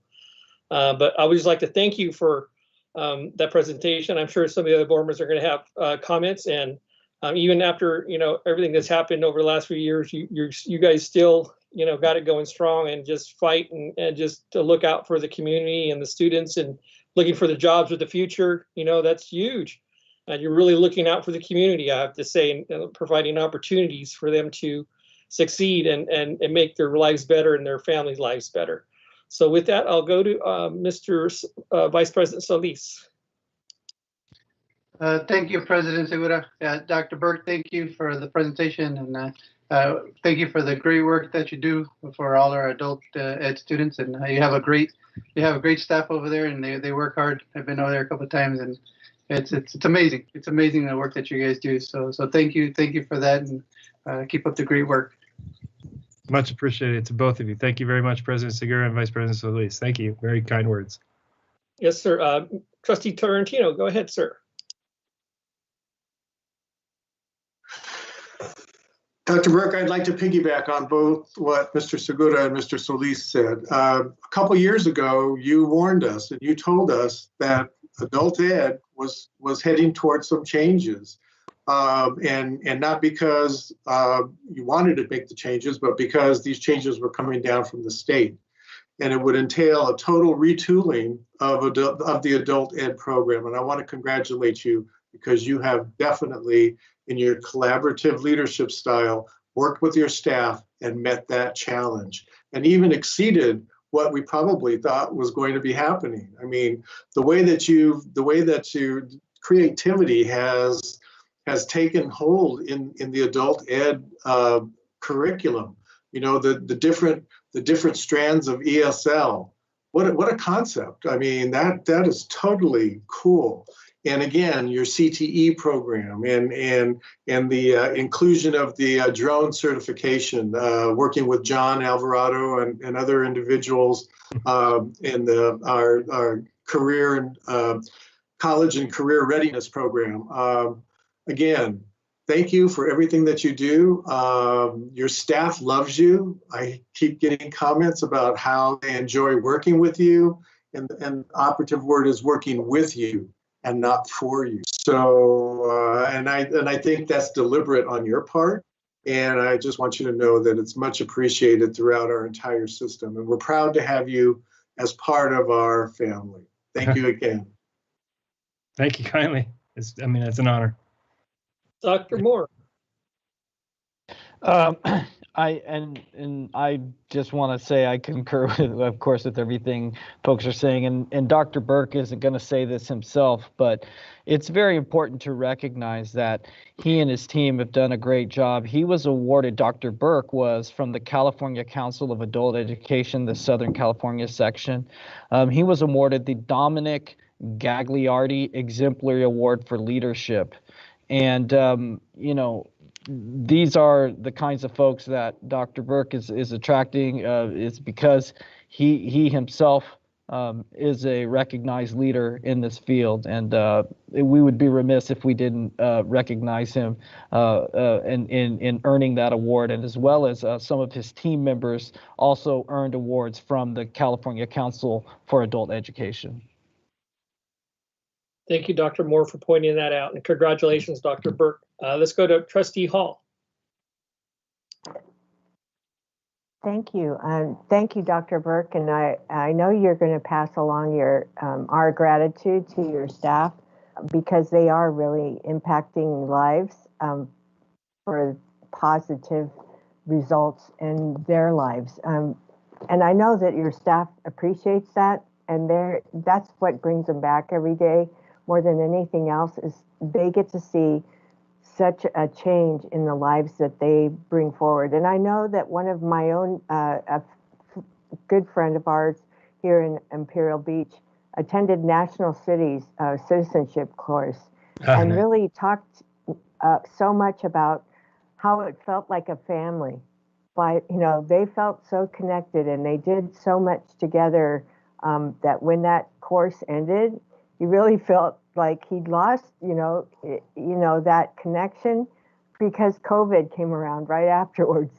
So I know that there's a lot of people looking forward to getting back in person, but I also realized that the shift to having a digital type platform and that kind of instruction has really been challenging for your adult ed learners, but also as well as, it is for our regular 7 through 12 students.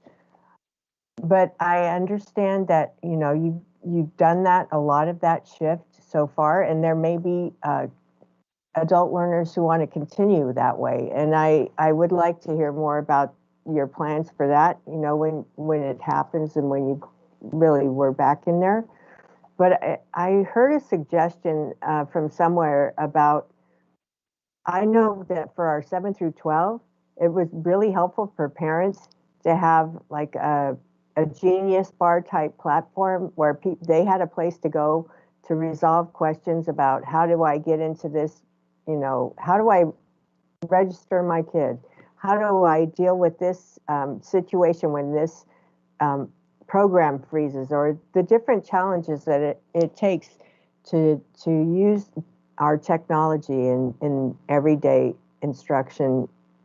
So how are you dealing with that in your adult school?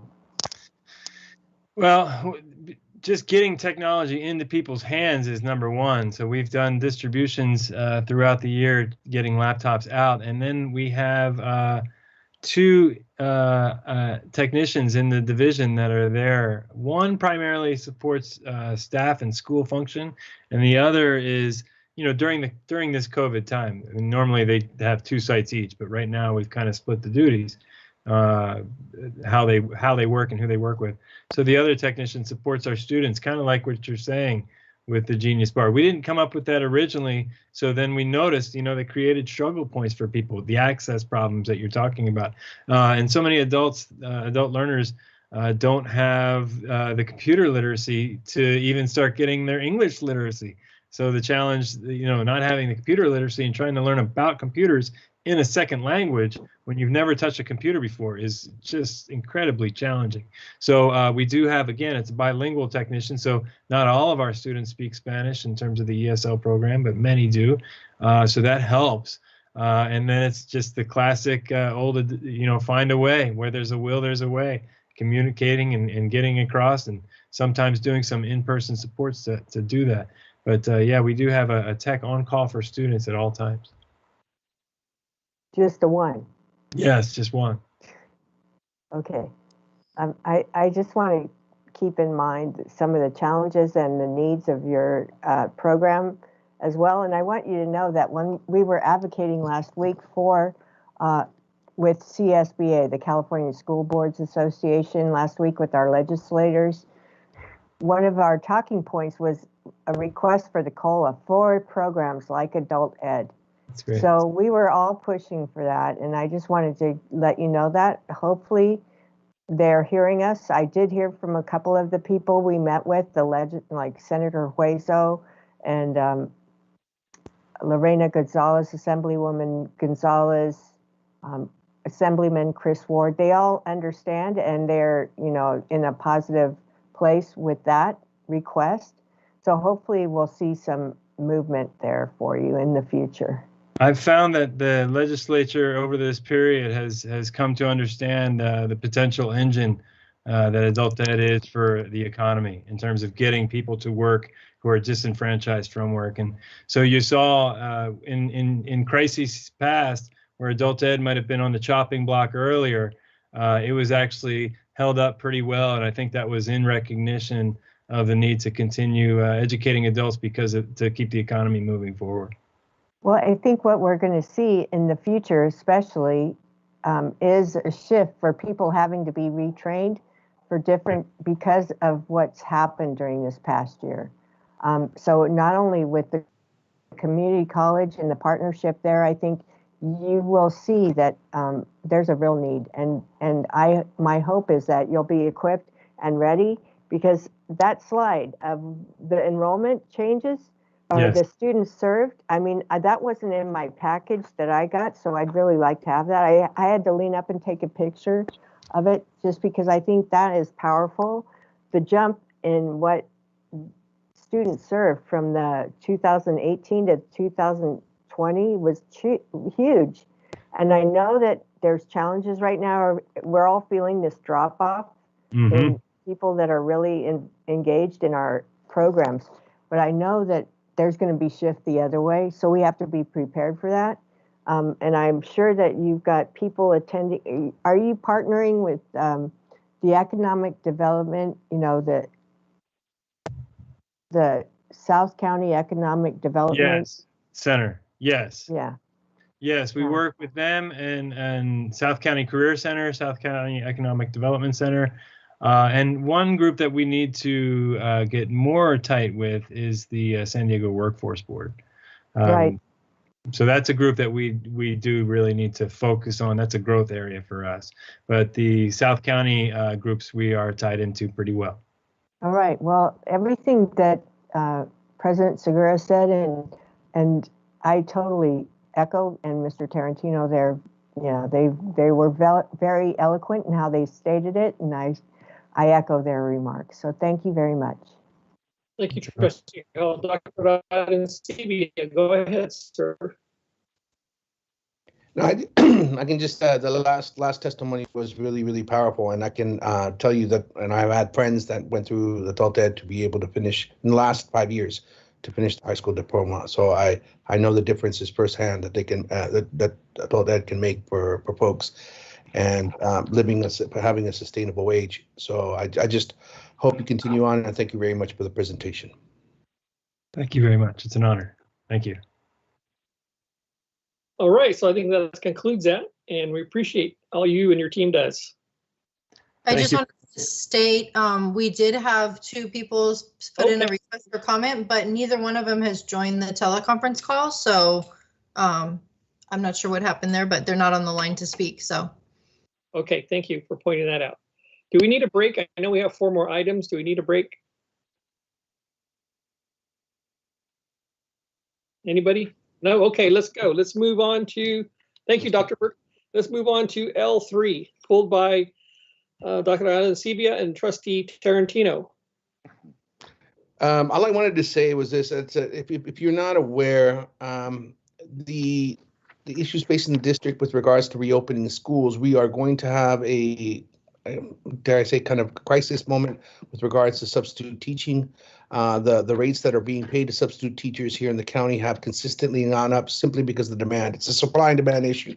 And in order for us to have competitive salaries is the only way we're going to be able to recruit substitute teachers here. So I'm imploring my colleagues here on the board to approve this. Thank you, Dr. Arancibia. Trustee Tarantino?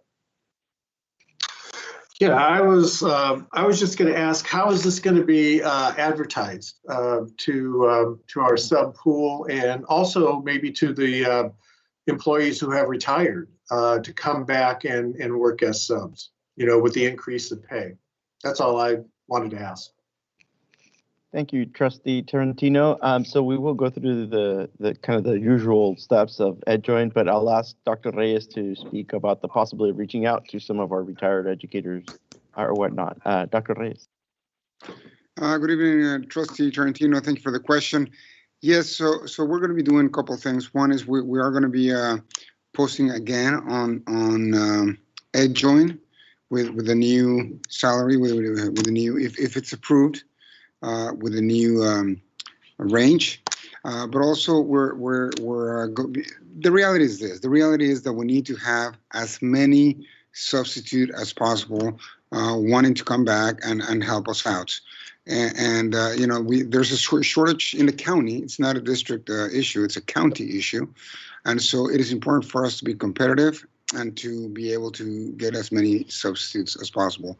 So we're definitely going to have be reaching out to different, to the public, to our current substitutes, to our current retired staff that we have, and also we're going to be posting it so new substitutes can join and hopefully get employed by us. Motion to approve? I'll second that. Moved and seconded. No more discussion. Let's vote. Thank you. Arancibia, Yes.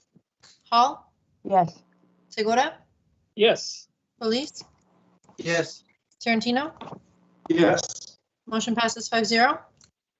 Great. N3, pulled by Trustee Hall.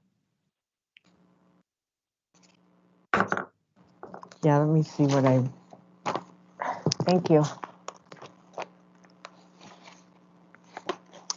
First, I want to thank staff, Dr. Aguirre. Thank you for having the backup documentation, which really shows the process of how these contracts are reviewed before they come to the district, and I really appreciate that. And looking at all these agreements, looks like they're for 1 year, and they end in December or maybe a little bit out or following month. And is there an assumption that staff will be bringing back renewals during that time next year? Thank you, Trustee Hall. So part of the reason why we have these license items and license agreements come to the board is partially was because of the move to distance learning. So prior to bringing them forward for renewal, I will ask the kind of the line of reporting to make sure that there's a review for these to ensure that they're still needed. It may be the case, again, depending on a lot of variables that are at this point are unknown, but there will be a review prior to them if there are renewals that come forward, whether it be through Dr. Alvarez, through Dr. Winters, through Dr. Moore, through Ms. Storm Gonzalez, or whether they come, whichever pathway they come, I will ask them to review them. And as appropriate, then request for legal services to review as well. So there's multiple layers of review. One is for the need of the actual platform. The second one is the agreement itself. Yes, thank you. And whether or not it turns out to be as good as we think it is when we sign the first agreement, right? So I appreciate that. I really appreciate the fact that we're checking in with our IT, because everybody, having to manage all these different little licenses and softwares can become problematic. If it's something that we could use district-wide, it can be very much, really an agreement could be made that's fiscally, really better in our favor. But I understand these are just first timers, and I get that it's special circumstances that brought them around. So I just want to say thank you, especially for the backup, because it really answered a lot of questions that I would have normally had. Thank you. And with that, I'll make a motion to approve. You're muted. Thank you. We have a motion to ratify, authorize N3. And you have a second from Mr. Solis. Thank you. Vote, please. Arancibia, Yes. Hall, Yes. Segura, Yes. Solis, Yes. Tarantino. Yes. Motion passes 5-0. 01, pulled by Trustee Hall. Yes. And my question is really kind of 01 and 02, because they're similar, and it is about the use of fields. Well, for 01, there's no charge in there for, normally we charge fees when we have another entity come in to use our fields or our facilities, but I don't see that there is one on this. Can you tell me why?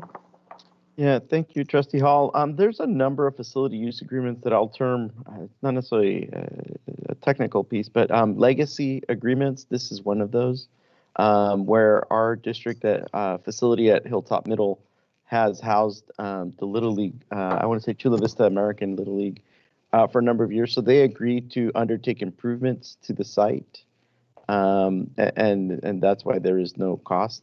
It is a space on the campus that is separate and apart from spaces used on the campus. But I'll ask Ms. Quirk if she's available, if she can elaborate. Ms. Quirk.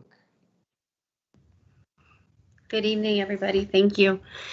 Trustee Hall, so in alignment with what Dr. Aguirre just shared, that is a longstanding MOU that's been in place for that facility. They have actually, Chula Vista American Little League has actually done a pretty significant amount of development with previous approvals from the district with regards to fields and amenities to go with those fields.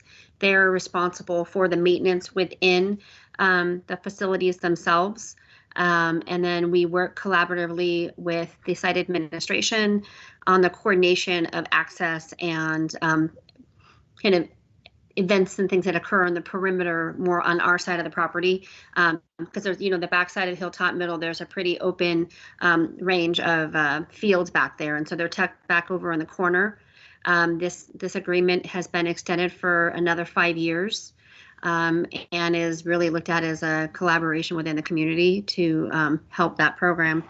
And they don't cost, it has no output for us in terms of that. They have to come to us for approvals for any modifications or improvements that they want to make, and they have to be done in alignment with anything we would be doing from a DSA perspective or anything else like that as well.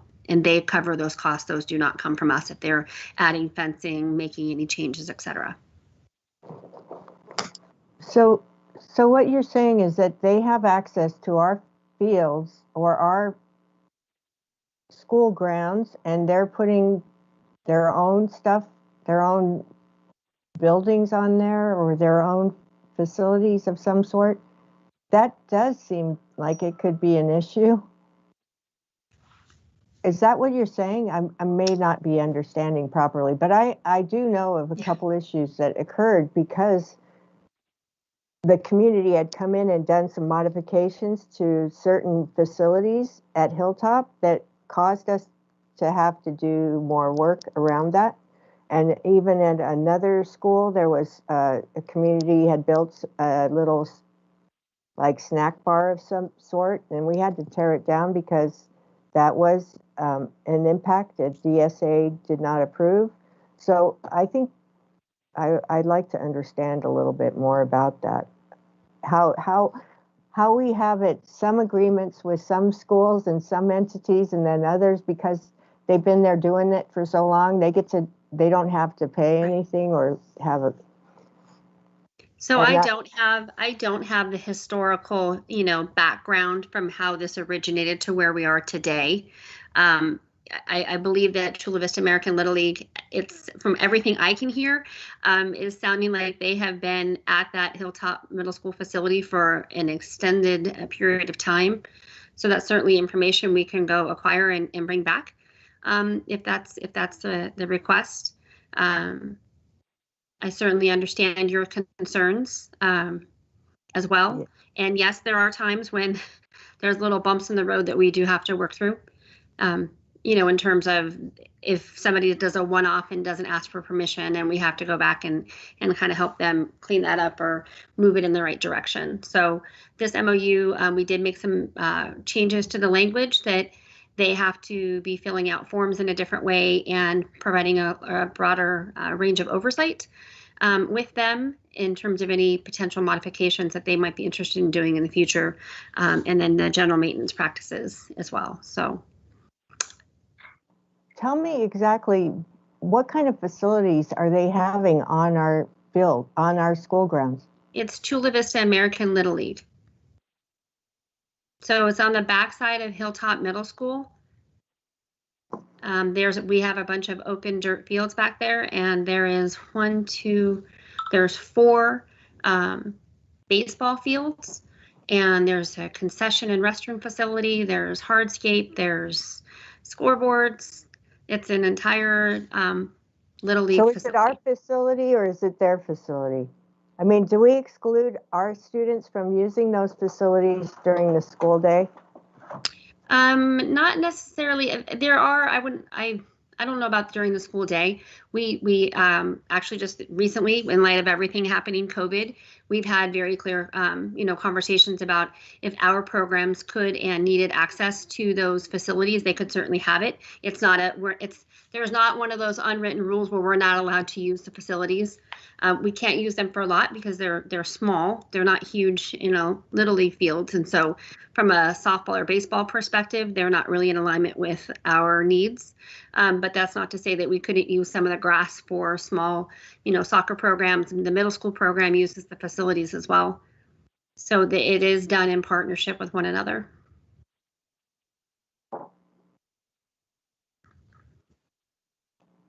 Do we have any other? Yeah, I think that honestly, this is one of those situations that it's a community space. And honestly, I'm going to tell you that we have some community spaces that are not formalized, that people jump over the fence and they play baseball there. As a kid, I played football at different school sites and everything, but it's not organized by a league. I get that.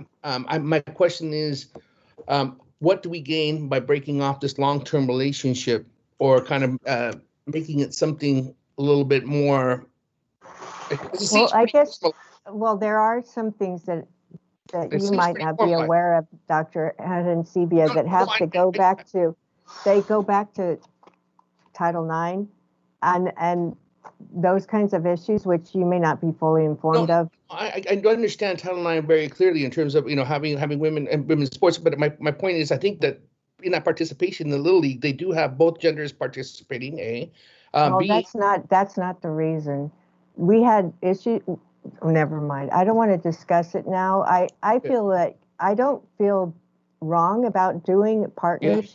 Yeah. What I feel wrong about is that if we're having to charge somebody for the same kind of access at a different school, and I don't know that we do, but if we offer any Little League anywhere at any of our campuses the same opportunity, I'm fine with it. If we don't, then I have a problem with it. And that's what I'm trying to say. Okay. I don't know that we know in this information how we're handling it across the district. Okay, I understand. Do you understand? So there can be equity. I know that I was approached by somebody that wanted to use a field, and we were told they couldn't use that because this and that, or they were having to pay for an extreme amount of money that maybe it was a small league of some sort. I don't know. That was a couple years ago. I don't have all the facts to say this, but that's my issue. Yeah. Here's a special school. This community has always been involved. We're going to just let them do it because that's the way it's always been. And that's some of the way this district has operated for many years. Well, that's how we always did it. And that way that they always did it wasn't necessarily the right way. We found that out very clearly, right? Mm-hmm. And so I'm always pushing for making sure that we put the systems in place and that we follow the process across every, equitable manner. So if I may, again, this space is an expansive space. It is not used by Hilltop Middle. You're familiar at all with Hilltop Middle. It really is toward the back of the campus. If there are other concerns that are present, we can have further review. But with the advent, I do think there's a timeliness to this, and the fact that the contract is about to expire. It does. This would have impacts to the community in that with the advent of athletics getting started, if this were not to be renewed and we were not to allow them to come onto our campus, it would have a significant negative impact to the community. But again, this is the prerogative of the board. We're bringing forward a recommendation. Our recommendation is to approve the renewal for another 5 years. And we've included information about why we're recommending that, making that recommendation. Having said that, there are other agreements regarding facilities as well. This is not the only one that are holdovers, if you will, from a previous time. I do think prior to making any type of extreme change, it would be incumbent on us to provide notification to be fair for folks to be able to plan appropriately. So I do think that would be fair kind of notice to provide to our partners.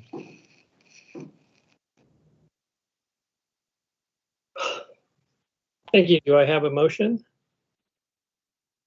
on this item? So moved. I'll second. Moved and seconded. Let's vote, please. Arencibia, Yes. Hall, I'm going to abstain. Segura, Yes. Solis, Yes. Tarantino. Yes. Motion passes 4 yes, 1 abstention. Thank you. P1. I believe that's our final item. Yes. Yes. Pulled by Trustee Hall and Mr. Tarantino. Trustee Tarantino.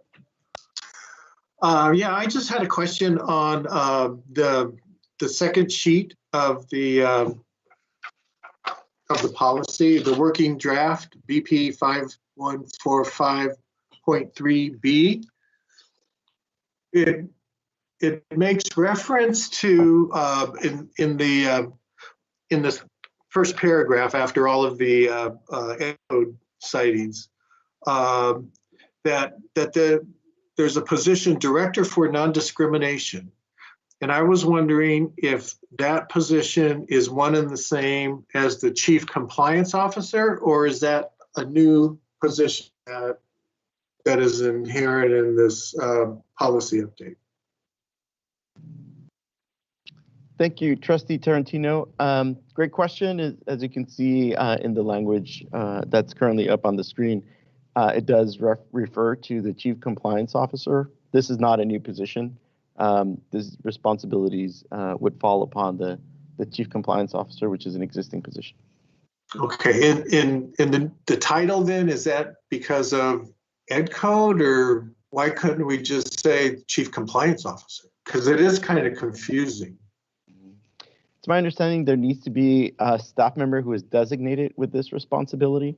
I do see our general counsel on screen, so I'll ask her to provide more clarification. Thank you. Tarantino. So this is actually the language that's been in the policy for years and years. It used to just say, hereby designates the Director of Non-Discrimination. We added on a previous revision that it was the Chief Compliance Officer so that it was clear that was the designated position. If you'd like us to modify it again, or if you'd like us just to take a modification now where we just say hereby designates the following position to handle complaints. This has been approved by FPM and it's the language they like, and so I would be a bit concerned making the change. But you're right, it is unclear, but it is the way that it has been recommended that it comes forward consistently to have a managerial position that deals with non-discrimination. So that's why it's been dealt with like that, and that's why we designated directly under it a position specifically that handles it. So I'm okay with your explanation, Ms. Carbuccia. So I just for the public's sake, I wanted to make sure that it was clarified. That was my only question. But I'm okay with the way it is based on your explanation. So I will move approval since I pulled it. Well, I have. Trustee Hall. Oh, I'm sorry, Ms. Hall. I'm sorry. Go ahead, Trustee Hall. Then you can move. I just want to see that you make the changes to the administrative regulations, because I was thinking that this one was expanding it to be after, like no matter what, where they were, if they were on campus or if it was after school or before school, they were going to be still allowed that privilege. But it sounds like what you're saying is that was already in there. But So this paragraph is new, but it's been an intent that's covered in the law. It's also covered in our uniform complaint procedures, and the FPM each year likes to put a little bit more clarity in the policies. And so this is just a restatement of the law that has been in place consistently. So do we have an administrative regulation, is what you're saying, that matches this now? It already goes to this? So this is new language. I believe this, I would have to check and see exactly what's in the administrative regulation, Ms. Hall, because those do go to cabinet. If it does need to be changed, we will take it to cabinet. It was not raised by FPM as an issue or anything that triggered FPM. Okay, but last meeting, we had several policies and administrative regulations as part of FPM. And I would just say, I would make a suggestion that they always come together where there's, that just be part of our regular process. When you bring a policy, you accompany it with the administrative regulation, and any changes are matched up so that there's cohesiveness across, the two. And so that's my ask. So currently, administrative regulations have been delegated to cabinet to by the board. You understand what I'm saying? Last month, Yes, ma'am. or last meeting, we had administrative regulations come because of FPM. So if we have that process in place as a regular process, we should be able to match up those things and not have it pointed out by FPM for us to get them in alignment. I think it just makes sense. That's all. I understand. If I may, there is no administrative regulation 5145.3 for this Okay. example. So can we have a motion now? I'll You second. already did. I had a motion by Tarantino, yes. I'll second. Move the second and vote, please. Arancibia, Yes. Hall, Yes. Segura, Yes. Solis, Yes. Tarantino. Yes. Motion passes 5-0. All right, that concludes tonight's board meeting. Thank you, everybody, for your participation, and we'll see you in April 26th. Oh, wow. We get a month off. We go on vacation. Woohoo. Everybody who's working there at the district, enjoy their time off. And it's well deserved. It's been Is now exiting. Yep. Good night, everybody. Thanks, everybody. Have a great spring break. Bye-bye. Bye-bye.